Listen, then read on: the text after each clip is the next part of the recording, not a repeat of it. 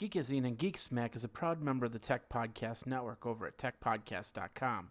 If it's tech, then it's here.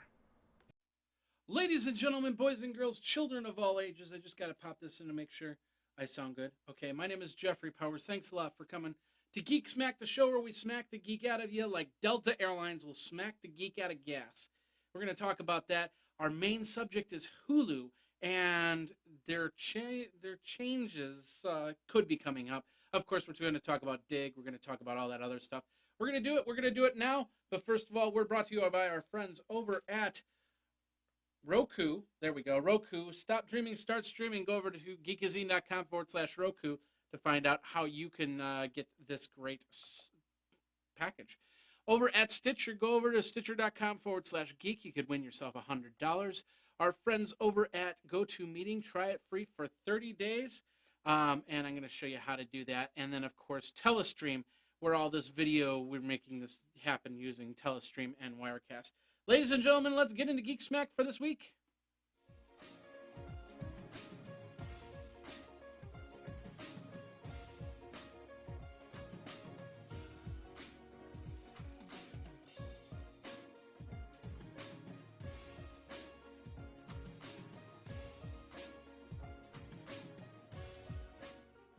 Ladies and gentlemen, boys and girls, children of all ages, my name is Jeffrey Powers. Thanks a lot for coming to the show that we like to call Geek Smack. It's a show where we weekly talk about Geek and Smack and Geek and Smack. I need to move that over just a touch there. My name is Jeffrey Powers. If this is the first time that you've come to the show, thank you very, very much for coming. We do this every single week, although we've had a couple weeks off because I've been to different places. We're going to talk about that in a second.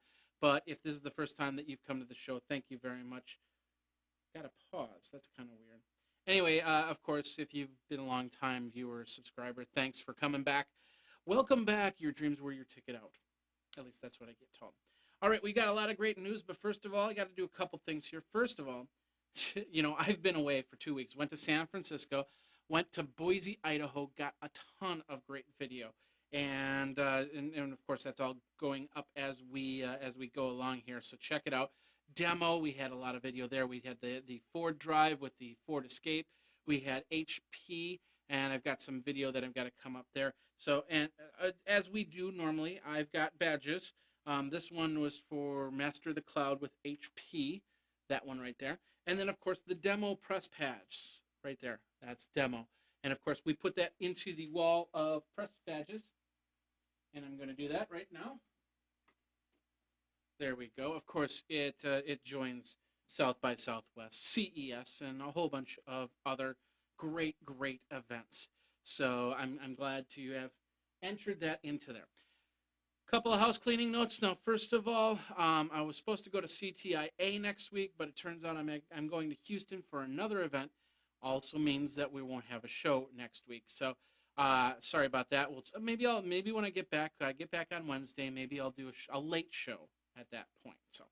And I'm trying out something new. We did this, I was in Boise. The reason why I got this, and the quick story here, I bought this. This is the Blackmagic Intensity Extreme. I don't know if it's going to focus out there. But basically what it is a little box, HDMI in to FireWire. So this camera is actually my Vixia camera. Now, I went to hook it up on Monday before I went to Boise, and I hooked it up to this machine. It loaded up. Everything was good. I went and unplugged the FireWire port, and all of a sudden, the equivalent of a blue screen, which is basically a freeze screen with a little box on it saying, in multiple languages, we've stopped this computer because we detected a problem. It's like, oh, great. So I went in and I verified the permissions, and it said that I had to verify permissions. I had to go in, reboot into their safe mode version, and verify permissions again. And I did that, and it said, you must repair. And I repaired, and it says it can't repair. And I went back into Mac, and I couldn't get back in. So I went to the Apple store, because normally I would fix problems like that, but I was running very low on time. So I went to the Apple store. They ran a couple checks, and they said, yeah, the hard drive's pretty much toast. So my Windows partition was working fine, but the Mac partition completely gone. So they didn't have a drive to replace it. So I ended up having to buy a 500 gig drive, which is what's in here right now. Now I'm going to, when we're done with this, I'm going to actually image the Windows partition so I can take that 750 gig hard drive back to Apple, so I can get this back up and running 100% to where it was. And of course, imaging it so I don't have to redo my Windows partition. I can just set it in and go, and I'll be right back to where I was, which will be really helpful. So, but anyway, enough about that. Everything else, trips went great. Lots of video. Go over to Geekazine. Check out Day in Tech History and iPad 365. We'll talk about that in a little bit. But first of all, let's get into your Tech Smack for the week. Tech Smack. All right, and ladies and gentlemen, another thing that you don't know by any means is the fact that this is actually the second time I'm doing this, because the first time, like I said, brand new camera, brand new setup. When you connect up to Wirecast with an actual camera, the actual camera has an actual microphone to it. You got to turn the microphone off, or else you get a weird echo. And that's what happened. Was it was echoing, and I just couldn't have that. So I decided to redo this again.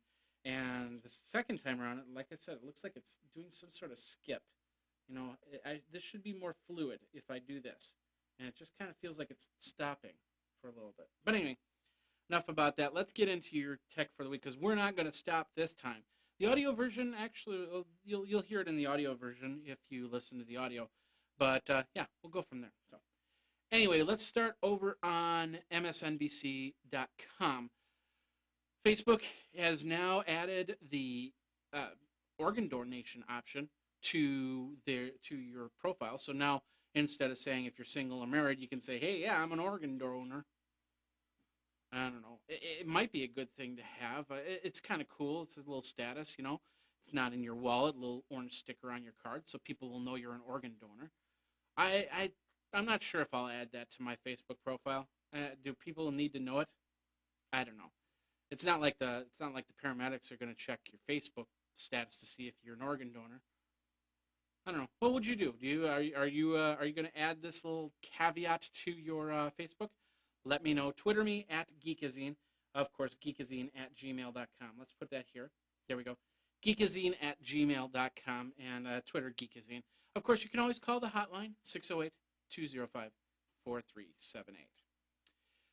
All right. A couple months ago, we learned about Google and what they're calling war driving. Basically, it was when the Google streetcars passed by, they would collect Wi-Fi information. And that was a big problem because, you know, we don't want to have people to get ways into our Wi-Fi, so we can be a little bit more secure, I suppose. So they knew the engineer that put the war driving in there, the Wi-Fi signal in there. They've been protecting that person's identity. That person's identity has now been leaked out. A person by the name of Marius Milner. I don't know if there's any action being taken against him, because I'm not sure if Google said, yeah, go ahead and collect Wi-Fi signals and see what's open Wi-Fi out there, or if he decided to put that in, he or she, I don't know if that's a guy or a girl, Marius, decide to do that on their own. If they decided to do it on their own, then that's a different story, and yeah, they should be arrested for it. Marius worked at Lucent Technologies, and basically their LinkedIn profile says we're hackers. So, and of course, Google has been known to get hackers. I mean, many famous hackers have become security people for companies like Symantec, for Google, for Microsoft. So it's not uncommon for somebody to do that. It's just a question of whether Google intended for that to happen, or if they decided to write it in themselves. Either or, I don't know. We'll see what happens here. If you want to check it out, go over to informationweek.com. Did you hear about Delta? Delta did a pretty cool thing. We've got this over at USA Today. Delta decided, hey, let's just buy an oil refinery. And you're going, well, why would they want to get an oil refinery?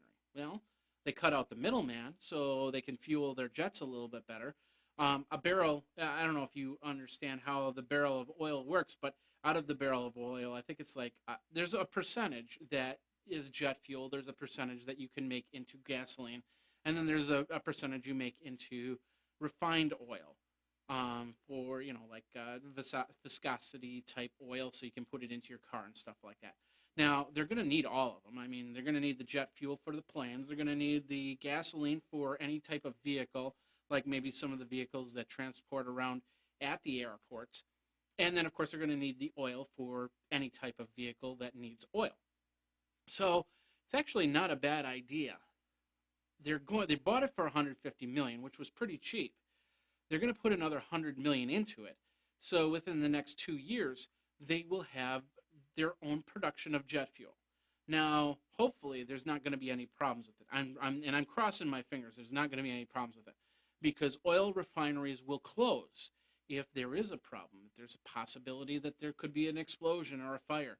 The inspection report gets the inspector has decided to say that this is not a safe place. They will shut it down. Case in point, live in Wisconsin.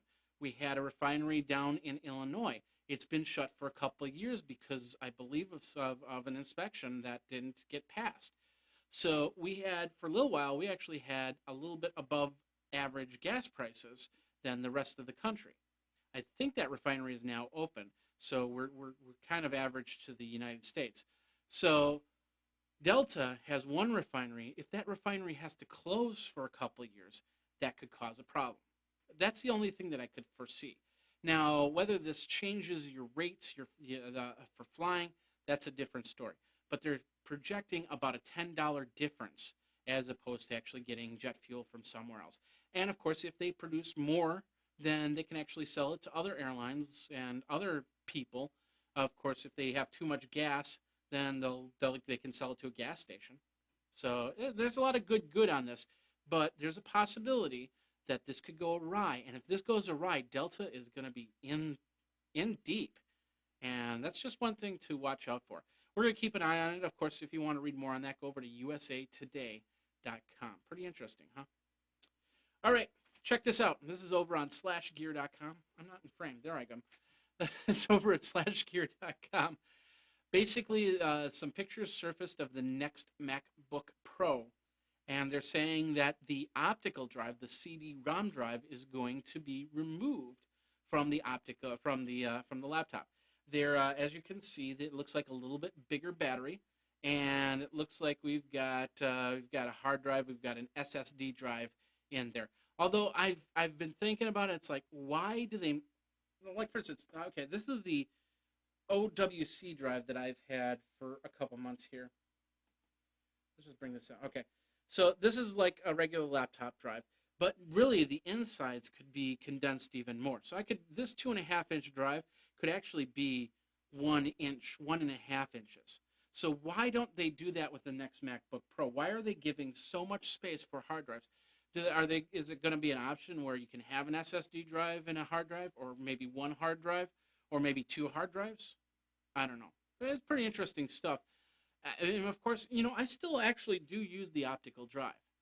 But they're saying it looks like they're going to get rid of the optical drive, probably give you an expansion option, USB, FireWire, or even Thunderbolt port, where you can put in your optical drives to use it when you need it, which kind of makes sense right there. But even with the MacBook Pro there is a company out there that lets me, so I could open this up, I could take out my optical drive, they would give me an enclosure to put it into, and I could turn this into a second hard drive. Can't do more than one hard drive, but it would be kind of nice to actually have 2 hard drives in this machine. I'm thinking about it. We'll see what happens. So, have you done it? Have you made the conversion? Are you excited about this new MacBook Pro? Let me know. Twitter me over at Geekazine. And of course, slashgear.com for more information on that. All right, let's move over to Computer World. Skype has found a problem with IP addresses. Apparently, there's a tool out there that gets people's IP addresses. So, like, let's say Jumami Wamama calls you, and you say, I'm going to accept the call. I'm going to accept your invitation. I'm going to accept your call. They then run this tool, which then collects your IP address.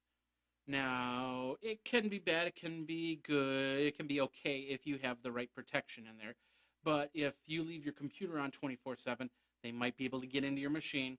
They might be able to lay down some malware. And then, of course, you become a zombie bot.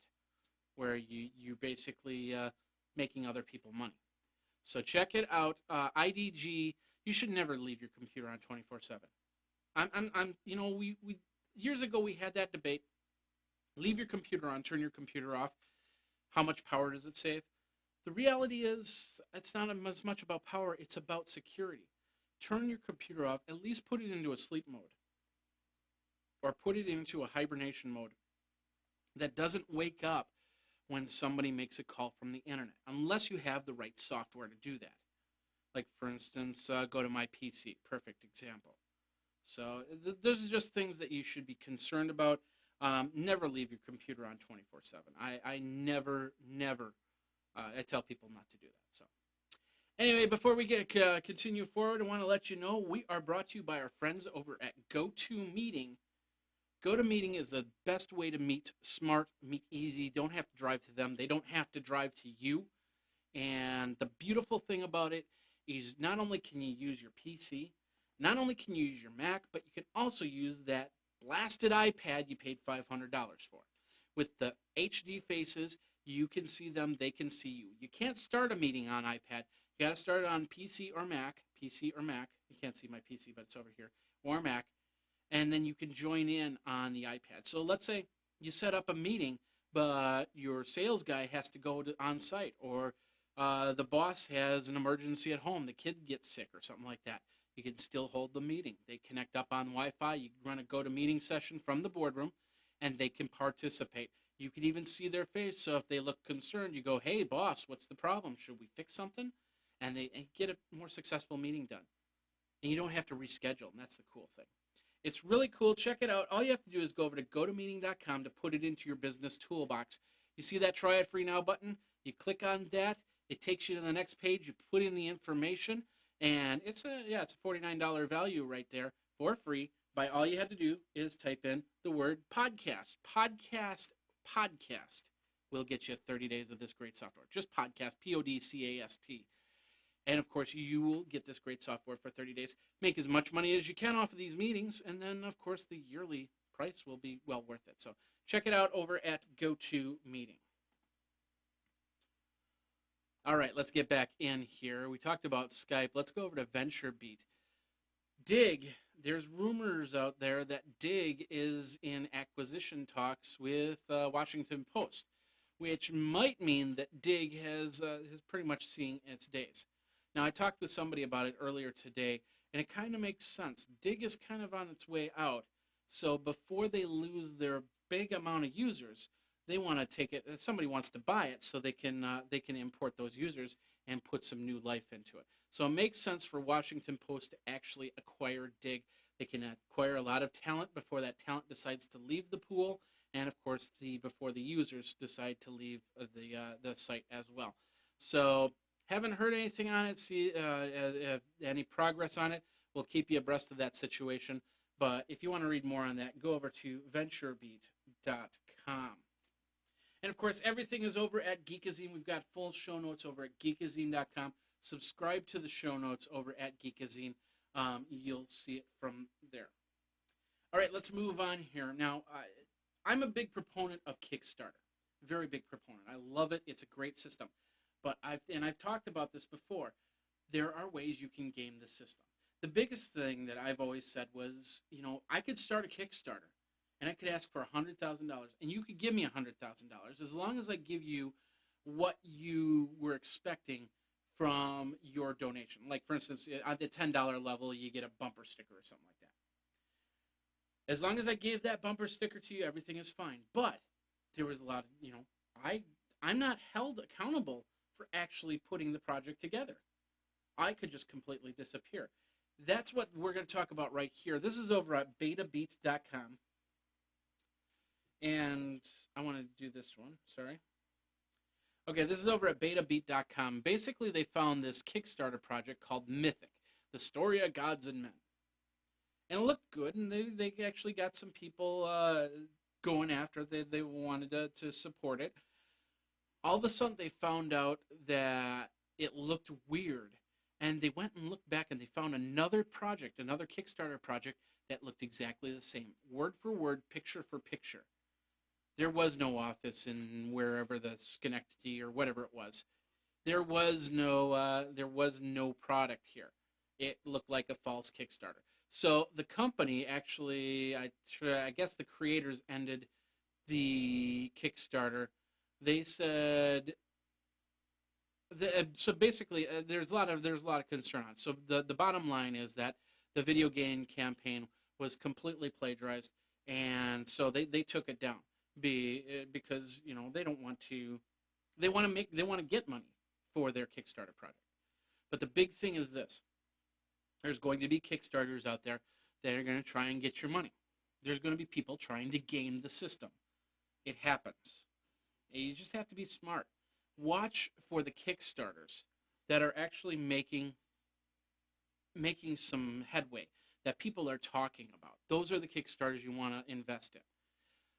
Anything that says, yeah, I've got a rock, paper, and scissors, and I'm going to put money into it, there's a lot of risk with Kickstarters, and there's a lot of questionableness to certain Kickstarters. Like, for instance, we're going to talk about one in a second here that is actually doing pretty well. In fact, let's talk about it. It's called, this is over at battlemedia.com.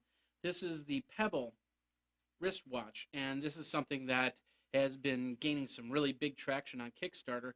And Apple, it's another one of those watches that Apple said no to, and they went to Kickstarter, and they're really getting ready to sell it to everybody. They've got enough money to do it, and they're still getting backers. They have 20 days left. The one thing about this company, they've probably done all the research, but there are some things out there that I got this invention and I'm putting it up on Kickstarter for $500,000, and then as you go and you get the $500,000, and then you look and it's like, oh wait, it's got a patent on it. This process is patented. I'm out of luck because I got to pay a patent price to somebody else. So these are little things that you got to watch out for Kickstarters. And I'm a big proponent of Kickstarter, but you just got to be aware. That's all I'm saying. So anyway, you can check this out. The Pebble is a watch, like I said, $115 you can get on Kickstarter. You can get a few of them and go from there. And you can check it out over at battlemedia.com. And that does bring us to the end of part one, the Tech Smack. I hope you enjoyed it. Let me know, do you have any questions, any comments, any concerns? Tweet me over at Geekazine, of course, geekazine@gmail.com. And, of course, the hotline at 608-205-4378. I've got to scratch my nose really bad. And we'll be right back with more of Geek Smack.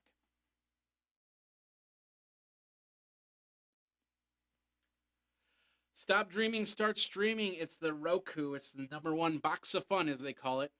And prices, now they say $59.99, but I know you can get a $50 Roku. Of course, if you want to get Angry Birds, you got to go for the $99 Roku. But, I'm going to tell you something. I use the Roku all the time. It's my box of choice. It's my over-the-top television of choice, and I love it. You can get Netflix on it. You can get Hulu on it. You can get Amazon on it. You can get Epix on it. HBO Go if you have the cable subscription. There's new channels coming in every day. I know for some of you that are spiritual, there are some new spiritual channels on there.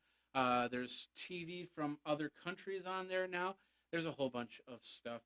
Everything that you would ever need for your viewing.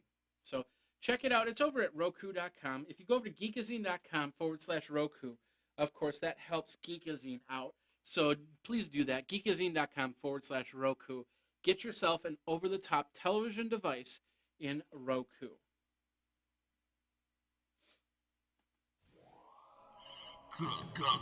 Geek Smack. All right, we are back, and I think the choppiness is because of the fact that I'm on this frame right here, because I didn't see the choppiness there.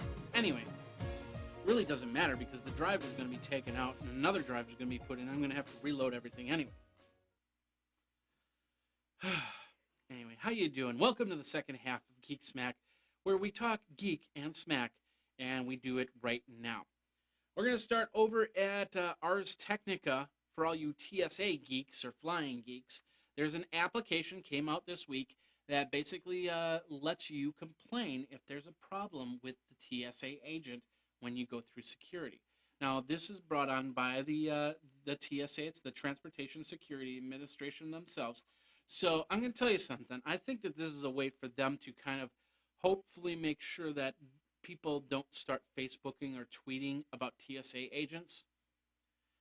So you think about it. It's like if I'm going to complain about something, I'm going to go to one thing. I'm not going to go to one thing and then the next thing and the next thing. So if we've got an app, it's a feel-good measure. So we got an app. It's like, okay, I'm going to complain about how this person inappropriately touched me or whatever. And I'll go to this app and I'll complain about it. And it's like, okay, I lodged my complaint. I'm happy now. If you are duly wronged, especially when you hear these stories about 3-year-old kids and grandmothers that get frisked by the TSA agent or whatever, if you were duly wronged, yeah, download this app, put it in there, but also make sure that you're tweeting, also make sure that you're Facebooking it so people know. If you put it on here, it gets put into the system and nobody hears about it publicly. If you put it on Facebook, put it on Twitter, public. I'm just saying. So if you want to read more on this, go over to arstechnica.com. All right, we have 2 Kickstarters that we're going to talk about. This first one is kind of funny, and this kind of, this falls under a questionable Kickstarter right here, but it's still cool. This guy decided to say, well, what would happen if Legos were, I don't know, from the Terracotta, from that era. And so he started making little terracotta Lego figures. And now he's created a Kickstarter. He's got 5 backers right now, 22 days to go. And I guess he's going to have them get the money so he can make more terracotta soldiers. Now, like I said, this is one of those that you have to be a little bit concerned about. And the reason why is Lego has a lot of their Lego bricks and stuff like that patented. And I believe the Lego men are patented too. So this Kickstarter, although it's really cool, might fall under that. And Lego might turn around and say, no, you can't do this because we have patent on that design. Just can't do it. Or they might just give them the okay and say, hey, go for it. And then all of a sudden you can get some terracotta men. So there is, you just got to watch out for stuff like that. But bottom line is it's cool, it's geeky, so I'm going to talk about it. So check that out over at Kickstarter.com. All right, there's an infographic over at onlineschools.com. We'll go back here. It's called the Millennial Teenager, and basically they're talking about teens in the first generation with what they have and how they interact nowadays. Like, for instance, they say that 94% of teens have a cell phone, 70% own a laptop, and 69% own an iPod or MP3 player. I would think that that MP3 or iPod player is a little bit higher. But anyway, it goes through the infographic. It talks about the today's teen average of friends on, I believe, on Facebook or something like that, and their age group, how they're sharing information, so on and so forth. So if you want to check this out, go over to onlineschools.com. Of course, like I said, we have the link in the show notes. You can go over there and take a look at it. Going over to Gizmo now. Everybody has to go to the grocery store. I don't know. It's Pacific Shore Grocery. I don't know. Grocery store to shop. There's the English right there. Works for me. You have to go over to a grocery store to shop. And, you get those bags. And I actually did this yesterday. I had like 5 bags on one hand and the gallon of milk on the other.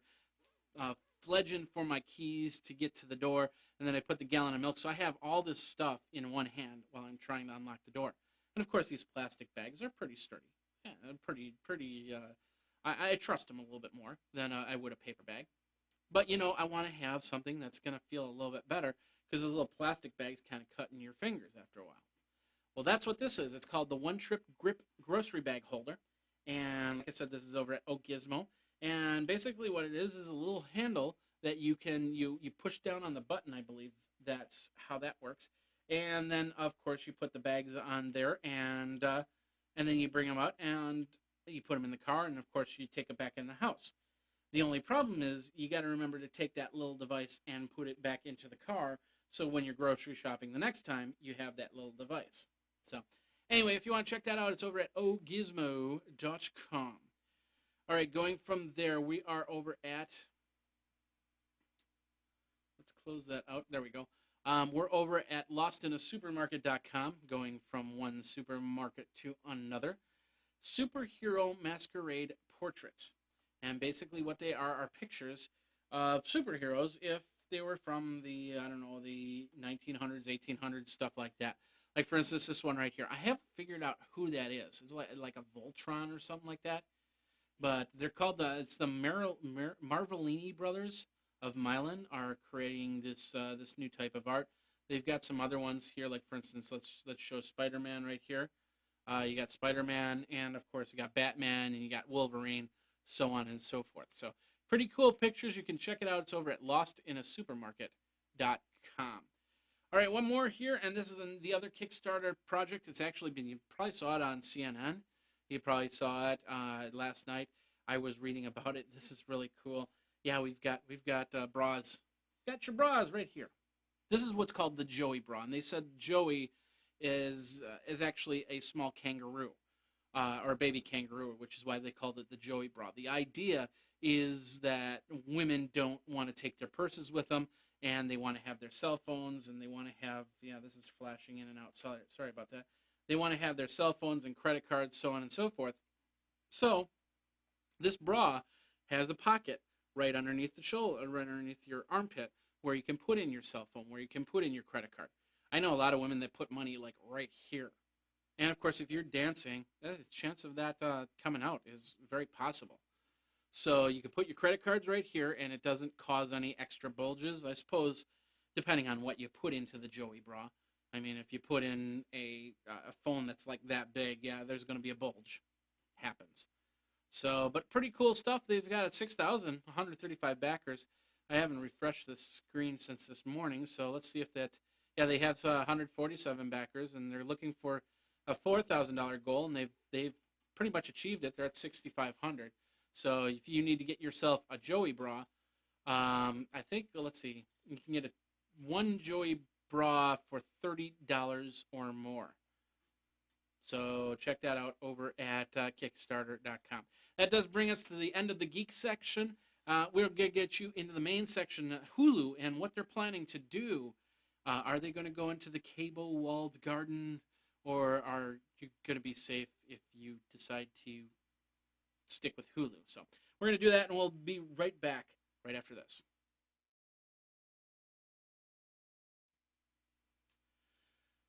All right, we have a video version, of course, and then, of course, we have the audio version, and we have the audio version. You can get it almost anywhere, including Stitcher Internet Radio. Geek Smack is on Stitcher Internet Radio. Day in Tech History is on Stitcher Internet Radio. And, of course, iPad 365, also on Stitcher Internet Radio.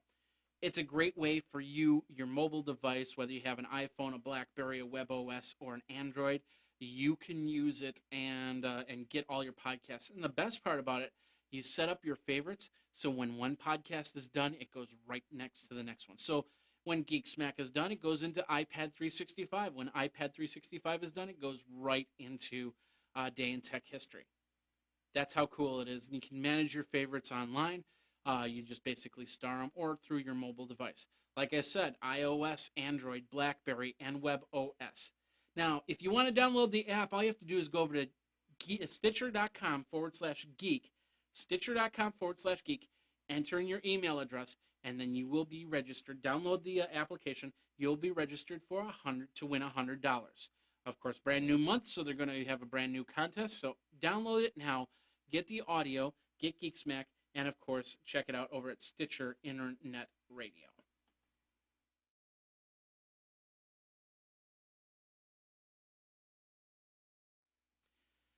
And, of course, like I said, Day in Tech History is over at www.dayintechhistory.com. Of course, iPad 365 is over at geekazine.com/iPad365. You can check it out there. You can Twitter me at Geekazine or geekazine@gmail.com. Sorry, the squeakiness of the table here. I'm going to have to fix that a little bit better. But anyway, let's talk about the subject, this week's topic. And, reports of Hulu are possibly changing their terms of service are starting to surface. The service is looking at requiring a cable subscription to be tied to your Hulu account for you to see certain content on Hulu. Now, if this happens, there may be a major uproar and a lot of people that decide to get rid of their Hulu Plus account. If you have, do you have a Hulu Plus account? I do personally. So it might be a setback for cable cutters. Also, what does this mean to Hulu Plus? Now, keep in mind, this would most likely not affect parts of Hulu, like, for instance, ABC, NBC, Fox. You would probably get content a little bit later than the next day, but you could still get your content. It's shows like Comedy Central's Daily Show with Jon Stewart, Sci-Fi's Eureka or Tosh.0, or other cable premium content that you can get onto Hulu. I know Burn Notice was on there. I know that Royal Pains was on there, so on and so forth. That would be encompassed in that you have a cable account to tie to this. And actually, if you think about it, it does make sense. If you have the show in your cable lineup, you would get the show on Hulu. That could actually poise Hulu to take over the on-demand section in your cable box, so they don't have to worry about it. Hulu, in return, might just get more shows to offer in a high definition, like, for instance, Pawn Stars, like, for instance, American Chopper, or American Pickers, or Dr. Drew, or Workaholics, or Robot Chicken, or any of those shows. I'd actually watch the Hulu version over my regular cable. Now, I do have cable. I did reactivate my cable because of the fact it costs $1 or $2 more than my internet connection. So it just made sense for me to hook it up. I could actually get the news, the CNN channel, the MSNBC channel. I was happy about that. So, but with this, I have SD version of cable on my box, on my HD TV. So I would wait till the next day and call up Hulu just to see it in high definition. I would do that because then I can see it in HD on an HD TV. If I'm watching one of my other TVs, which are still standard definition, it wouldn't have mattered. So, but it's something to think about there. Now, Hulu says that they've been looking at this idea for a couple of years now. They also say it might not happen. They're just pondering the possibility.